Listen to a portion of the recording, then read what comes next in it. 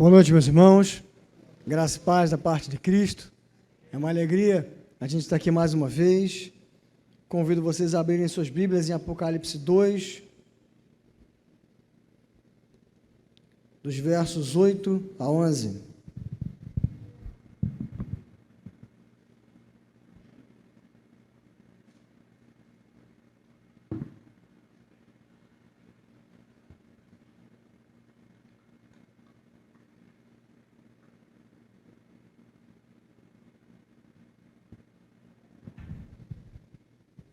Apocalipse 2, versos 8 a 11, nós estamos numa série chamada Identificando Quem Eu Sou, e nós, semana passada, começamos a falar sobre a igreja de Éfeso, e hoje nós vamos falar sobre a carta à igreja de Esmirna. Apocalipse 2, versos 8 a 11, diz: Ao anjo da igreja em Esmirna escreva: Estas são as palavras daquele que é o primeiro e o último, que morreu e tornou a viver. Conheço as suas aflições e a sua pobreza, mas você é rico. Conheço a blasfêmia dos que se dizem judeus, mas não são, sendo antes sinagoga de Satanás. Não tenha medo do que você está prestes a sofrer. O diabo lançará alguns de vocês na prisão para prová-los, e vocês sofrerão perseguição durante 10 dias. Seja fiel até a morte, e eu lhe darei a coroa da vida. Aquele que tem ouvidos, ouça o que o Espírito diz às igrejas. O vencedor, de modo algum, sofrerá a segunda morte. Amém. Senhor Jesus, mais uma vez estamos reunidos, alguns aqui na igreja, alguns nas suas casas, mas todos estamos num só propósito, Pai, na intenção de ouvir o que o Senhor tem a dizer aos nossos corações, para mais uma vez, de forma humilde, nós nos submetermos à sua palavra, buscando, Pai, te agradar mais e mais a cada dia. Então, que nessa série nós possamos identificar quem nós somos e continuarmos o caminho da mudança para a glória do seu santo nome. Essa é a oração que nós te fazemos em nome de Jesus. Amém.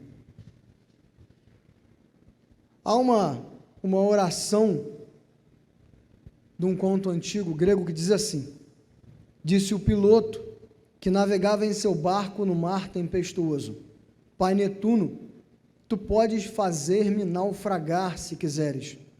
Tu podes me fazer, se quiseres, morrer. Qualquer coisa que aconteça, porém, eu o segurarei firme no timão. Essa pequena oração fala do comandante de uma embarcação que está segurando num timão numa tempestade.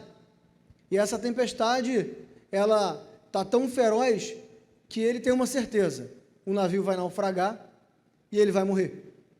E a oração que ele faz é o seguinte: que ele sabe que o Deus que ele crê pode fazer duas coisas: ou matá-lo ou poupá-lo. Mas uma coisa ele tinha convicção: a vocação e a responsabilidade que ele recebeu naquela embarcação.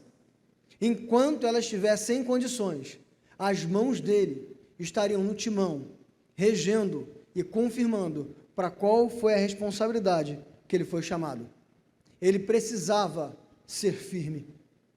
E é sobre isso o que trata a carta que Jesus envia à igreja de Esmirna, porque eles estavam vivendo um momento de dificuldade e eles precisavam manterem-se firmes.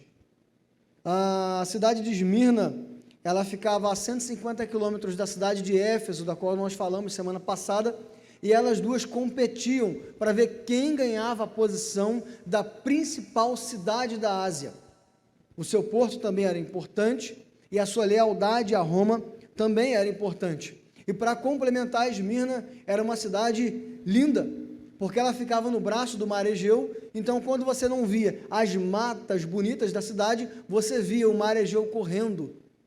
E para completar, ela tinha um morro onde ficavam todos os seus prédios públicos, um mais bonito do que o outro, e isso era apelidado em toda a Ásia de a coroa de Esmirna, o motivo de orgulho daquela cidade. Eles também eram famosos por produzirem uma goma aromática chamada mirra, que essa palavra vem da própria cidade, Esmirna, que foi até inclusive um presente dado a Jesus quando nasceu. E Esmirna, ela era fiel a Roma, mas ela tinha uma fidelidade um pouco além das outras cidades em volta, porque Esmirna tinha uma aliança com Roma antes deles se tornarem uma potência mundial para a sua época. E quando eles se tornaram essa potência, eles continuaram se mantendo fiéis. Então Esmirna era exemplo de fidelidade a Roma, o tanto que Tibério permite que ela fosse a primeira cidade a construir um templo aos imperadores de Roma como deuses. E além de ser uma cidade exemplo a adorar a deusa Diana, Esmirna era uma cidade exemplo que adorava também o imperador de Roma como um deus e Roma como uma deusa. E essa igreja, ninguém sabe ao certo quem fundou. Alguns acham que foi Paulo na sua terceira viagem missionária, alguns acham que foram os cristãos alcançados pelo Evangelho no dia de Pentecostes, que voltaram para a sua terra, Esmirna, e outros acreditam que tenha sido o próprio povo de Éfeso, que era muito evangelista. Mas uma convicção se tem aqui nesse texto, é que eles eram uma das poucas igrejas que não receberam nenhuma crítica referente às 7 cartas. E aqui, nós começamos o texto com o primeiro ponto, que nos dá uma certeza. Jesus conhece a aflição do seu povo. Jesus começa fazendo uma apresentação como em todas as cartas, mas cada carta ele se apresenta de uma forma diferente. Por quê? Porque ele se apresenta mostrando um atributo dele referente a um problema que a igreja passava. Então, se a igreja passava um devido problema, Jesus apresentava um atributo que era mais poderoso do que aquele problema.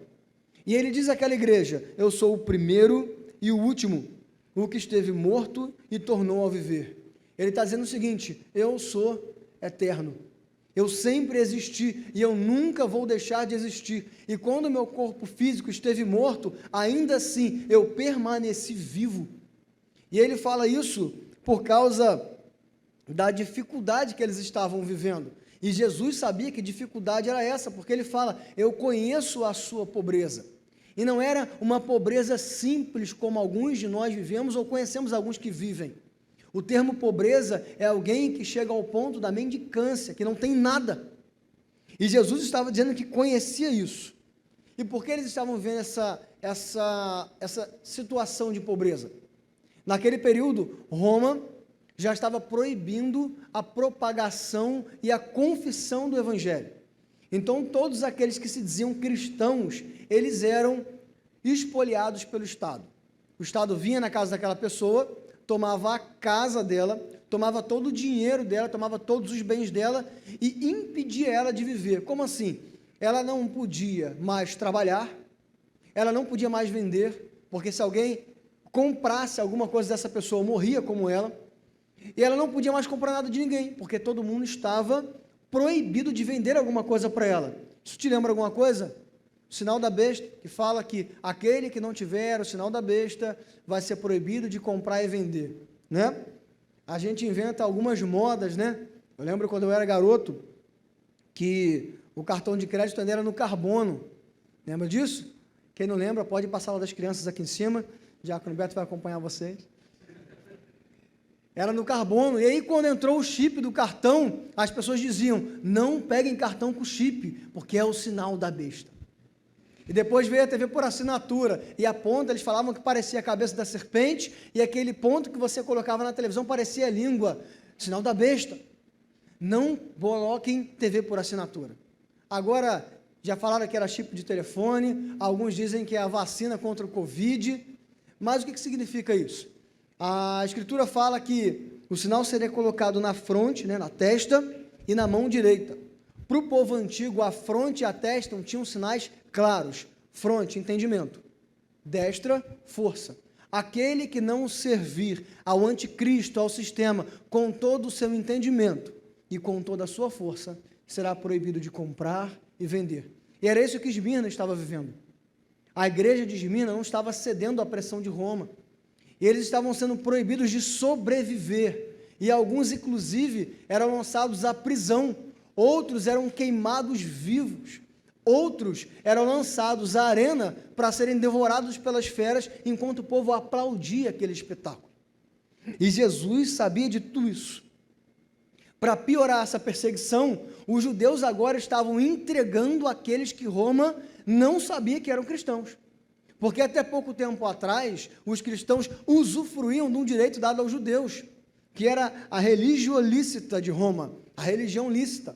Roma permitia que os judeus manifestassem a sua fé. E eles acreditavam que o cristão era mais uma vertente do judaísmo. E quando o judeu descobre isso, o que ele começa a fazer? Não são. Eles têm outra fé, inclusive, eles não obedecem nenhuma autoridade senão Jesus. Eles vão trazer o caos para Esmirna, eles vão trazer o caos para Roma. Se vocês não os matarem, eles vão destruir essa cidade.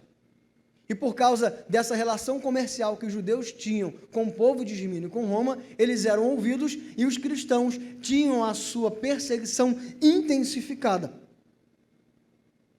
E aí, Jesus diz que eles que se dizem judeus e não são sinagoga de Satanás.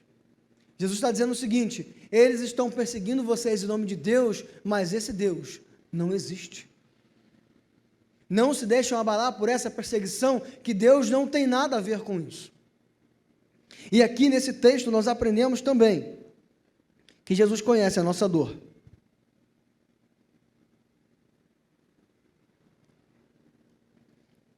Quando nós passamos por problemas intensos, como a igreja de Esmirna estava passando, a primeira coisa que acontece no nosso coração é se encher de dúvida. Nós começamos a desconfiar se Deus realmente ouve a nossa oração. Será que Deus é seletivo? Será que realmente Ele ouve a minha oração? Será que eu não estou falando só com 4 paredes igual um maluco, a troco de nada? Ou então achamos que quando nós oramos, Deus até escuta, mas Ele não atende porque simplesmente Ele nos rejeita. Tanta gente para ouvir, tanta gente melhor do que a gente, ao mesmo tempo tanta gente pior, mas Deus não me responde. Ele é sarcástico com a minha dor. E aí, o nosso coração se enche de raiva, de inquietação, de dúvida, de ódio, de desprezo. Mas Deus conhece a nossa dor. Exatamente como Ele conhece a dor da igreja de Esmirna, Ele conhece cada uma da nossa dor aqui, em cada um dos seus detalhes. Mas a grande questão é: Deus conhecer a minha e a sua dor não significa que Ele tenha que te livrar da dor. Pelo menos não quando você acha que tem que ser liberto. Pelo menos não da forma como você acha que tem que ser liberto. Ele não tem nenhuma obrigação. Pelo contrário, às vezes, quando nós confessamos a Cristo como nosso Senhor, nós trazemos instantaneamente mais dores para a nossa vida. Lutar contra os nossos vícios não é fácil. Lutar contra as nossas fraquezas, contra a nossa raiva, contra os nossos desejos escuros, contra a nossa corrupção. Quando nós confessamos Jesus como nosso Salvador, nós declaramos guerra, inclusive, a nós mesmos, e isso gera dor muitas vezes. Quando nós confessamos Jesus como Salvador, nós trazemos dores para a nossa vida, porque nós não podemos nos amoldar ao mundo. Então, nós não podemos aceitar propostas que antes nós aceitaríamos no trabalho, proposta que antes nós aceitaríamos do vizinho. E pelo fato de sermos cristãos, muitas vezes, seremos alvos também, como a igreja de Esmirna, de injúria e de difamação. Às vezes, até dentro de onde? Da igreja. Aqueles que se dizem sinagoga de Deus, servos do Senhor, eu falo contra ele porque eu sou o baluarte da justiça, o próximo Martinho Lutero. Mas Jesus diz que eles são sinagoga de Satanás. Deus conhece a nossa dor, mas isso não nos livra da dor. Por isso, que na segunda parte do texto, Deus nos chama a não temer a dor. Ele continua dizendo para a igreja de Esmirna sobre esse momento difícil que eles estão vivendo, e ele fala: não tenham medo. Não fiquem perdendo tempo achando que vocês foram abandonados. Não fique perdendo tempo com autopiedade, autocomiseração. Vocês são pobres? São. Mas o que vocês têm de mais importante já existe. Vocês são ricos. Ricos do Espírito Santo, da graça de Deus, da fidelidade ao Senhor, da aprovação de Deus. Enquanto esses homens te aprisionam e matam, eu digo, vocês que são livres de verdade. Por isso, não tenham medo.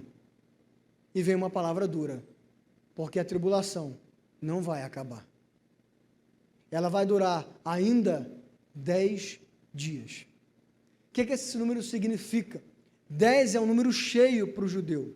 10 é um número cheio para aquela cultura daquela época. Ou seja, Jesus está dizendo o seguinte: essa dor vai continuar, não vai durar pouco tempo, vai durar bastante, mas ela acaba. E aí quando a gente ouve isso, a gente pensa, bem, mas essa é uma notícia de pessimismo.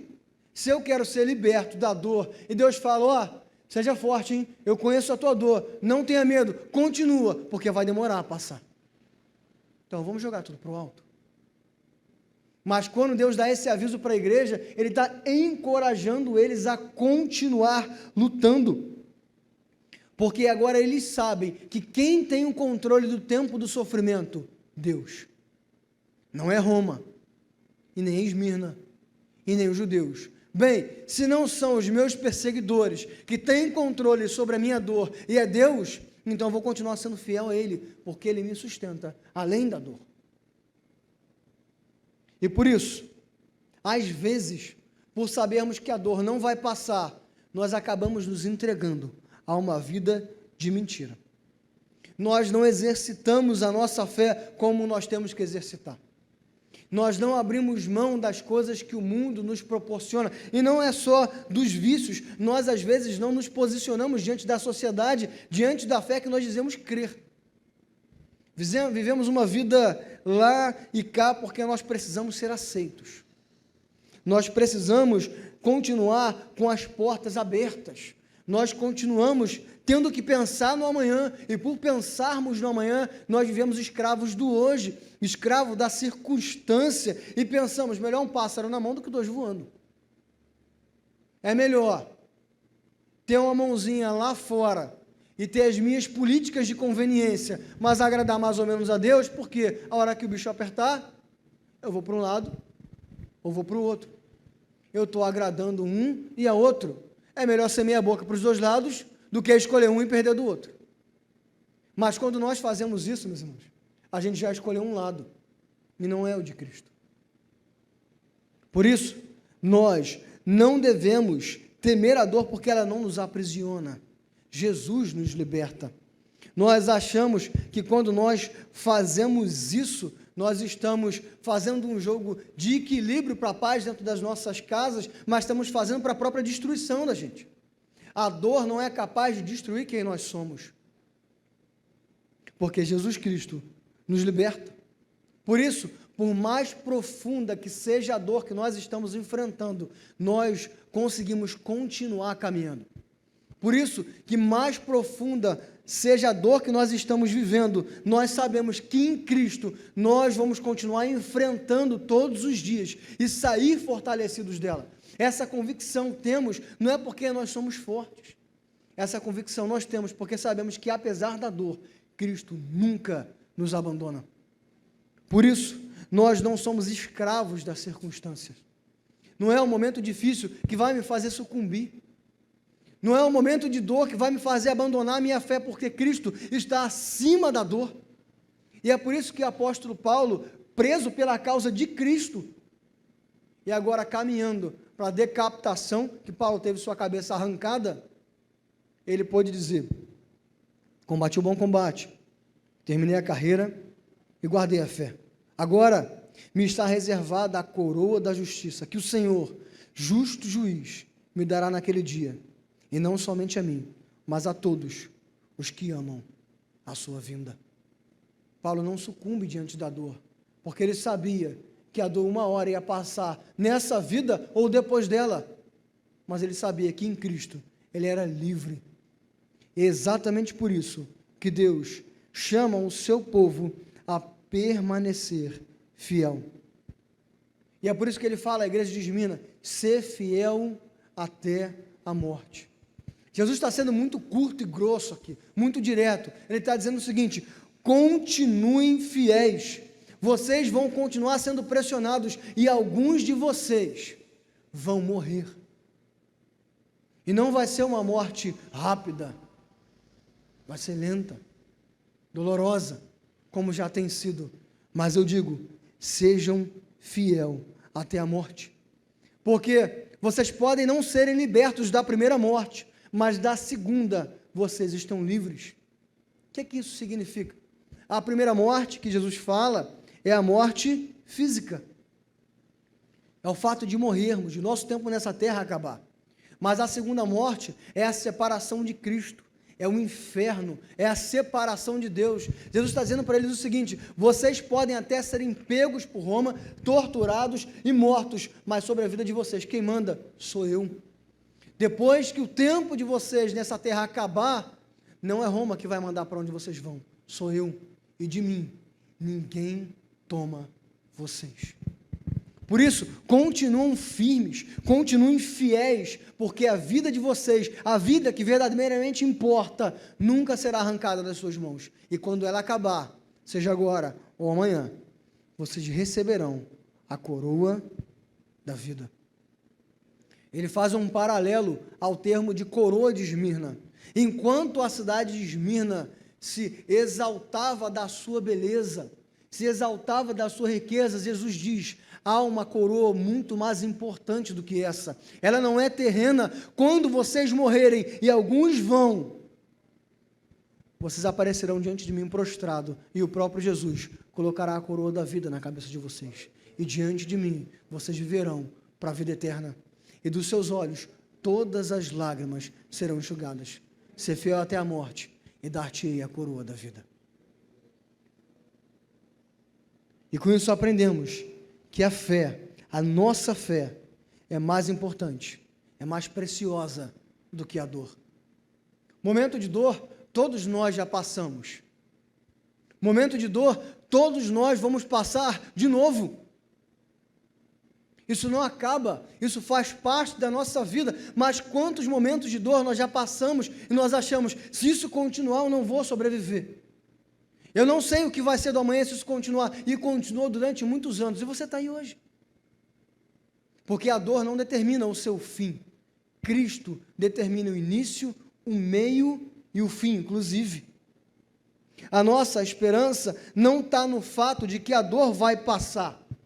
A nossa esperança não está no fato de que Jesus vai nos livrar da dor. A nossa esperança está no fato de que não importa o momento em que nós vivemos, Cristo permanece nas nossas vidas. Um amigo meu, na época do seminário, me contou uma história, tanto quanto assustadora. Ele dirigiu uma congregação e bateu um súbito nele. Ele perguntou para a igreja: e se o diabo não existisse? E uma das membros mais antigas da igreja, com mais de 40 anos de fé, disse: se o diabo não existisse, não teria por que eu estar na igreja. Nós não estamos na igreja para fugir do diabo. Nós lutamos contra o diabo porque nós estamos e somos parte da igreja de Cristo. A mesma coisa acontece com a nossa dor. Nós não confessamos Cristo como Salvador para Ele nos livrar da dor. Nós confessamos Cristo porque Ele transforma os nossos corações, e é por isso que nós podemos enfrentar e continuar enfrentando doenças que nunca vão nos abandonar, problemas que nós sabemos que nunca vão passar, porque a nossa satisfação está no Cristo que vai caminhar conosco até o fim. E essa fé é mais preciosa do que a dor. E essa dor será vencida pela coroa da justiça. Jesus não promete para a gente que amanhã a sua dor vai passar. Pode ser que você esteja enfrentando alguma dor externa ou interna que ela não vai passar nunca. Pode ser que você tenha alguma doença que você vai enfrentar a vida inteira. Uma incerteza, um pedido, algo que te faça doer. Jesus não promete que vai acabar com ela, pelo menos não nessa vida. Mas Jesus promete que quando a sua vida aqui acabar, você não enfrentará mais nenhuma dor. Você está livre do inferno, você está livre do diabo, você está livre do sofrimento eterno, porque quando nós tivermos a nossa vida findada, nós estaremos diante do próprio Cristo, como a igreja de Esmirna. Nós não temos medo da dor, porque a dor não define a minha fé. Quem define a minha e a sua fé é Cristo, que está acima, inclusive, da dor. Ela dói, ela às vezes te faz cair, mas Jesus é mais forte, te faz levantar e prosseguir, porque você caminha por uma estrada que você sabe onde é o fim, o reino dos céus, a presença eterna de Cristo Jesus. Isso é suficiente para fazer você não temer a dor e continuar caminhando.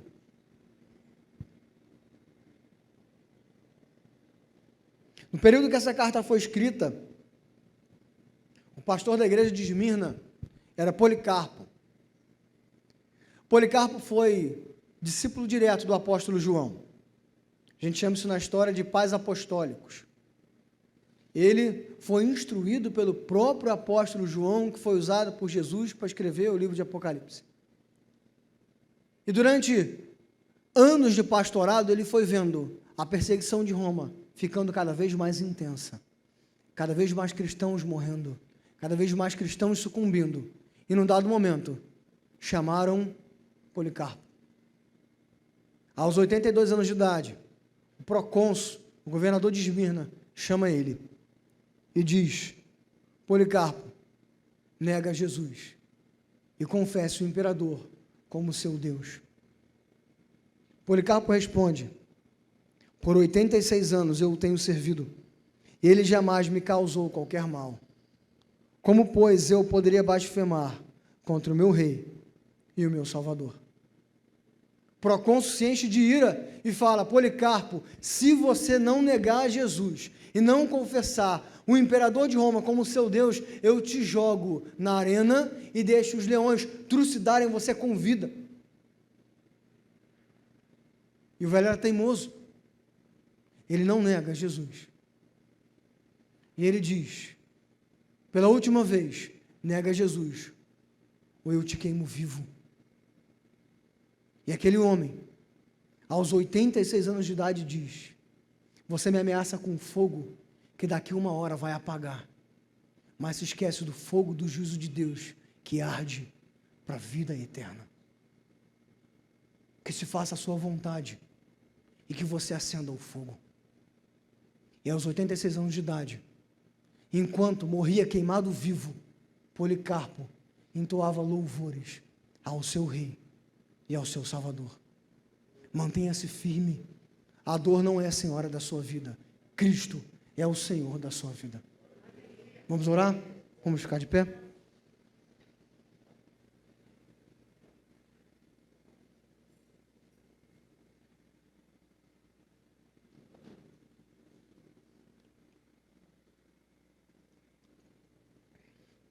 Senhor Jesus, independente dessa pandemia, muitos de nós já vivíamos dores profundas há muitos anos. Independente dessa pandemia, nós descobrimos dores profundas que estamos vivendo hoje. E ainda que muitos de nós não estejam vivendo dores hoje, nós viveremos no futuro. Isso não é pessimismo, Pai, porque isso não define quem nós somos, porque nós fomos resgatados por um Deus que nunca vai nos tirar da sua mão. Nós fomos resgatados pelo bom pastor que anda adiante de nós e nós ouvimos a sua voz e o seguimos. Por mais que o caminho seja estreito, por mais que ele esteja escuro e perigoso, nós continuamos nos mantendo firmes, porque a dor não determina o nosso fim, o Senhor determina o nosso fim e o nosso começo. No Senhor, Pai, nunca teremos um fim. No Senhor há sempre começo todos os dias, porque todos os dias somos renovados, fortalecidos, vivificados pelo Espírito Santo que é vivo, que nos molda, que nos transforma, que nos dá força e renova a nossa fé. Por isso, nessa noite, Pai, mais uma vez, nos fortaleça e que saiamos daqui sabendo que fazemos parte de um exército, do exército do Rei dos Reis e Senhor dos Senhores, que voltará para julgar vivos e mortos, e um rei que nunca perderá nenhuma batalha. A esse Senhor nós fomos arregimentados, a esse exército nós servimos, e ainda que morramos, nunca seremos derrotados. Fortaleça a nossa fé, Pai, e que firme nós continuemos no caminho. Essa é a oração que nós fazemos, em nome de Jesus. Amém e amém.